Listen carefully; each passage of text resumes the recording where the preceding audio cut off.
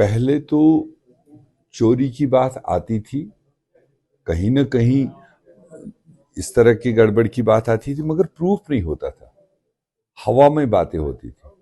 और लोग ज्यादातर शक करते थे ईवीएम मशीन पर या वहां के निजाम पर। मगर अभी रिसेंट पास में जो इन चुनावों के बाद में आपने देखा जिस तरह का ग्राउंड रिसर्च किया गया, एक दूसरे किस्म का सिलसिला पाया गया और जिसके तहत जहां रूलिंग सेंट्रल गवर्नमेंट को वोट काटने से लगता है कि मेरा फायदा होगा, वहां वोट कटवाए जाते हैं और जहां उनको लगता है काटने से नुकसान होगा, वहां पर फेक वोट जोड़ने से फायदा होगा, तो वहां वोट जोड़े जा रहे हैं। जिस चीज की प्रेजेंटेशन राहुल गांधी जी ने 1.5 महीना पहले एक प्रेस कॉन्फ्रेंस में दिया और उसके बाद में अभी 3 दिन पहले एक दूसरी प्रेस कॉन्फ्रेंस पार्ट 2 जो उन्होंने पेश किया, जिसके तहत एक ही विधानसभा में 6,000 से ज्यादा वोट काटे गए और जो वोटर जिन्होंने खुद अप्लाई ही नहीं किया वोट काटने के लिए और वो किसी एक मतलब एक सिस्टम के जरिए वो वोट काटे गए हैं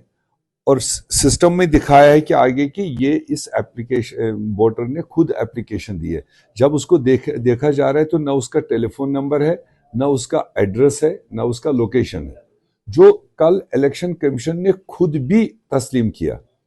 कि बिना एप्लीकेंट के पर्सनल इंटरवेंशन के बगैर ऑटोमेटिक वोट काटा नहीं जा सकता है। अगर इलेक्शन कमीशन ऑफ इंडिया ये खुद एग्री कर रहा है तो फिर उसी बात को तो इन्वेस्टिगेशन करने की बात कांग्रेस डिमांड कर रहा है कि अगर इलेक्शन कमीशन को भी ये पता नहीं है, वोटर को भी पता नहीं किसको जोड़ा जा रहा है, किसको काटा जा रहा है, तो ये बीच का कौन सा एजेंसी लगा हुआ है, देश का है, विदेश का है, जो इस तरह का सिलसिला इसको किसी ने हायर किया है, जिससे वोटरों को काटने और जोड़ने का सिलसिला जो इन्वेस्टिगेशन में पाया गया। तो इस चीज का पूरे देश को कंसर्न लेना चाहिए। ये कोई सिर्फ कांग्रेस की बात नहीं है या किसी एक पॉलिटिकल पार्टी की बात नहीं, ये पूरी पॉलिटिकल पार्टीज को और इलेक्शन कमीशन को, मुल्क की सरकार को जबरदस्त कॉग्निजेंस लेने की बात है कि कहीं पता ही ना रहे कि हम एक निज़ाम जमहूरी तरह चला रहे हैं, कोई इंटरनेशनल ऐसा ऐप आया हो, कोई ऐसा मतलब कोई सिस्टम लागू किया गया हो जिसके तहत में ये वोट काटने और जोड़ने का काम किया जा रहा है, जो हिंदुस्तान की जमहूरियत के लिए खतरे की घंटी है। इसलिए हम अप्रिशिएट करते हैं राहुल गांधी जी के एफर्ट्स को, उनके टीम को, जिन्होंने इतने माइन्यूटली रिसर्च कर करके चीजों को देश के सामने लाया और ये अब देश की नई जनरेशन को समझ आ रही है। सबसे बड़ा कंसर्न यह है कि वोट काटे, वोट में वो आदमी हिस्सा न ले, यहां तक तो चलो चल जाता है, मगर जब वोटर लिस्ट से किसी को काटा जाएगा, वो कल राशन कार्ड से कटेगा, वो बिजली कनेक्शन से कटेगा, वो सरकारी स्कीमों के बेनिफिट से कटेगा, तो ये कटने वाले जो वोटर हैं ये ज्यादातर गरीब, पसमानदा, माइनॉरिटी और ओबीसी, शेड्यूल कास्ट और शेड्यूल ट्राइब है। यही 4-5 तबके हैं जिनके लिए कोई भी सरकार काम करती है इनकी डेवलपमेंट के लिए। जब इनको वोटर लिस्ट से ही काटा जाएगा, जब इनको बेनिफिट से कल बाहर रखा जाएगा, पासपोर्ट से बाहर रखा जाएगा, तो सबसे बड़ा कंसर्न तो ये है।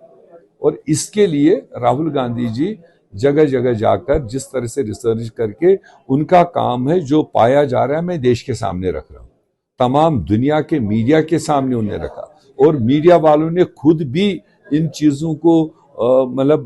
रिसर्च किया। उसके बाद ग्राउंड पर गए, ग्राउंड में जब उन्होंने ये पाया तो तब इस वक्त मीडिया भी कुछ हद तक इन चीजों को सही पा करके देश के सामने रख रहा है।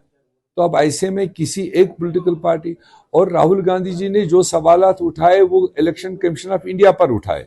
जिनकी ये जिम्मेदारी है, मगर जवाब देने बीजेपी के दर्जनों मंत्री निकल रहे हैं। तो ऐसा पेट में उनको दर्द क्यों हो रहा है? बल्कि बीजेपी को तो अप्रिशिएट करना चाहिए, वो रूलिंग पार्टी है,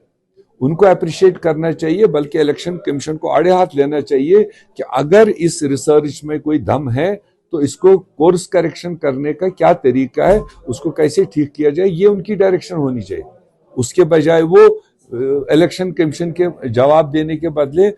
यूनियन मिनिस्टर्स और बीजेपी के स्टलवार्ट्स आते हैं, इल्जामबाजी करते हैं।